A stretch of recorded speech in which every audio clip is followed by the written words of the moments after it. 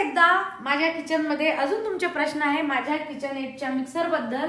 तर हो, हे मिक्सर मी US वरनं आणलेलं आहे आणि तिथे मी हे यूज करायची, तर तेच मिक्सर मी इथे आणलेलं आहे.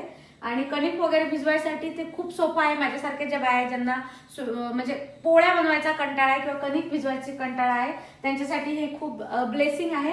आणि तुम्ही जर बेकिंग वगैरे जास्त करत असेल तर त्यासाठी पण ते खूप हे आहे.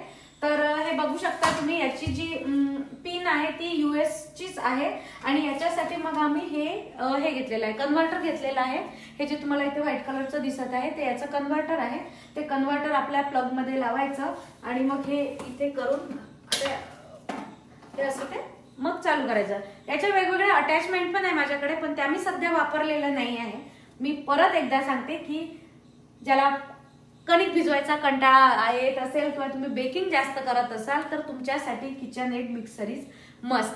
त्यामुळे तुम्हाला बेकिंगसाठी आणि म्हणजे असं खूप हौस येते किंवा तुमचा आनंद द्विगुणित होऊ शकतो. कारण ते कसं आहे की इकडे म्हणजे माझं जनरली असं असतं की मी इकडे वरण भात भाजी पोळी जेव्हा भाजी आणि कुकर लावते तितक्या वेळात मी पहिले इकडे कणिक लावून देते, म्हणजे माझी भाजीला फोडणी आणि कुकर लावेपर्यंत माझी कणिक एकदम रेडी होऊन जाते.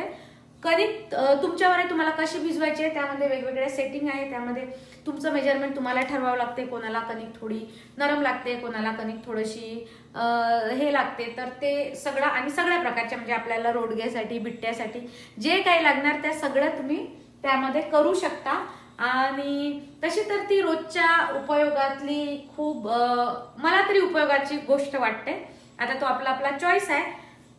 किचन एड नाही तर अशा इंडियामध्ये बऱ्याच कंपनी आहे ज्या बजेट फ्रेंडली आहे. आता माझ्याकडे ते ऑलरेडी होतं त्यामुळे मी तेच घेऊन आली आणि बस एक नंबर आहे. त्यामध्ये वेगवेगळे तुम्हाला माहीतच आहे, कटिंग चॉपिंग ग्रेड करायसाठी पण आहे. ते अटॅचमेंट मी अजून वापरलेल्या नाही आहे, पण ते माझ्याकडे आहे. मी जेव्हा वापरेल तेव्हा तुम्हाला त्याचे रिव्ह्यूज देईन. तर